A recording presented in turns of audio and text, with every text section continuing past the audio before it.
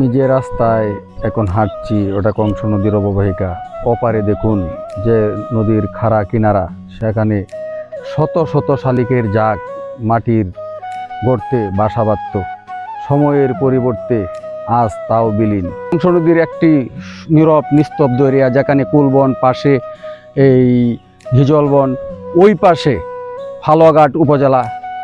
এই সুন্দর একটা পরিবেশ সম্মত কুলবন, এটা আজ থেকে প্রায় 50 বছর আগের কুলবন এখনো জীবিত আছে। এই কৃত্রিম টাইমে প্রাকৃতিক পরিবেশ এখনো বোঝা যায় কংস নদীর অববাহিকায় আসলে, যে এখানে যে এই বিভিন্ন প্রজাতির বিভিন্ন জাতির মানুষজন বাস করতো তারা এখনো আছে। তবে বিভিন্ন জায়গায় ছড়িয়ে ছিটিয়ে শহরের বিভিন্ন জায়গায় তারা কর্মসংস্থানের খোঁজে চলে গিয়েছে। এখনো আগের কিছু কিছু লোক এখনো আছে যাদের সাথে আমরা একাকত্ব ছিলাম, বাপদাদারা এই একাকত্ব ছিল।